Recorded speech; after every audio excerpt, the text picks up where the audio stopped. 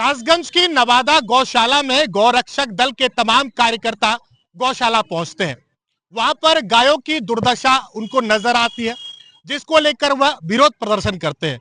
इसके बाद जिलाधिकारी से इसकी शिकायत की जाती है और जिलाधिकारी भी इस पूरे मामले में कार्रवाई करते हुए सचिव को निलंबित कर देते हैं। लेकिन उसके कुछ ही दिन बाद गौरक्षकों पर एक मुकदमा तैयार होता है, जिसके बाद गौरक्षक अब आक्रोशित है। मेरे साथ यहाँ बातचीत करने के लिए तमाम वो गौरक्षक है जो नवादा गौशाला में गए थे। सबसे पहले आपसे जान लेता हूँ, क्या नाम है आपका? भास्कर।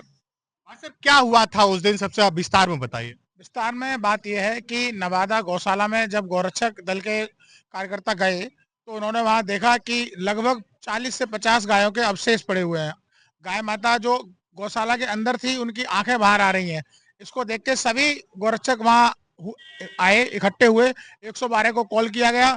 वहां पर गौरक्षक जब इकट्ठे हो गए तो डीएम साहब भी पहुंचे। डीएम साहब ने, जैसा कि आपने बताया, सचिव को सस्पेंड किया और कारण बताओ नोटिस जारी किया, जिसमें एसडीएम और वीडियो को बोला गया कि आप कारण बताइए कि आपकी वॉच में ऐसा कैसे हो सकता है कि आप यहाँ पे अधिकारी हैं और उसके बाद भी यहाँ पर ऐसी घटनाएं हो रही हैं। इस मामले की गंभीरता को समझते हुए एसडीएम को ये पता लग गया कि हम जब इस मामले में फंस सकते हैं, तो उन्होंने एक हमारे कार्यकर्ता संगम चौहान पर झूठा मुकदमा प्रधान और भाटी, इंस्पेक्टर भाटी जो एसएचओ है, उनके साथ मिलकर साजिश के तहत एक मुकदमा लिखा है, जिससे कि मामला बैलेंस हो जाए। एक एफआईआर इधर से हो जाए तो ये गौरक्षक जो हमारे कार्यकर्ता हैं वो झुक जाए।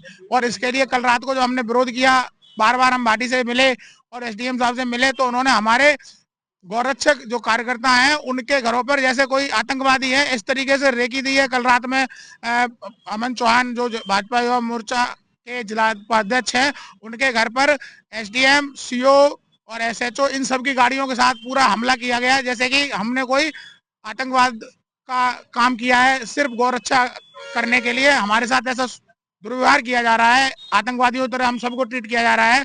तो अगर हमारी सरकार में हमारे साथ ही ऐसा होगा, प्रशासनिक अधिकारी बिल्कुल निरंकुश हो चुके हैं, एकदम निरंकुश है, अपने मन के भ्रष्टाचार कर रहे हैं, सभी के पास कमीशन पहुंच रहा है।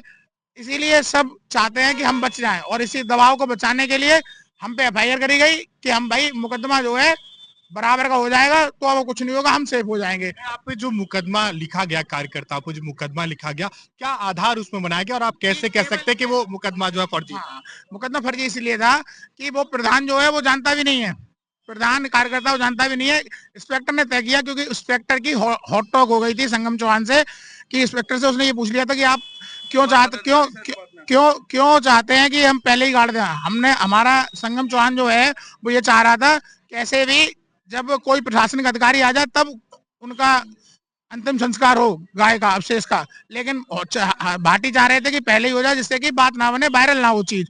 तो इस चक्कर में संगम चौहान से उनकी बहस हुई, उन्होंने पर्सनल ईगो पे लेके संगम चौहान को फंसाया। और एसडीएम साहब का ये है कि जब एक एफआईआर हो जाएगी, भाटी ने फोन पे मंत्री जी को यही बोला है कि हमसे तो एसडीएम साहब ने मुकदमा करवाया है डायरेक्ट, सीधा सीधा उन्होंने, भाटी ने अपनी हाथ थाड़ ली और कहती हमने तो एसडीएम से मुकदमा करवाया है सीधा। हमारी मंत्री जी से मिले थे अभी आप लोग, क्या आश्वासन उन्होंने दिया? उन्होंने आश्वासन दिया, एसडीएम से बात की, एसडीएम की लताड़ लगाई है और भाटी ने एसडीएम पे डाल दिया, जो इंस्पेक्टर है, कि एसडीएम ने मुकदमा लिखाया है।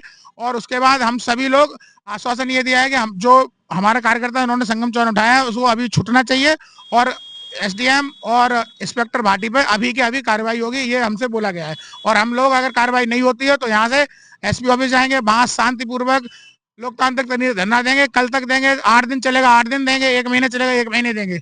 लेकिन अगर गौरक्षकों पे कार्रवाई होगी तो हम सब जेल जाने के लिए तैयार हैं। पूरे थाने भर देंगे, कासगंज जिले के एक एक थाने में 500-500 गाय पहुंचेगी, 500-500 गौरक्षक पहुंचेंगे।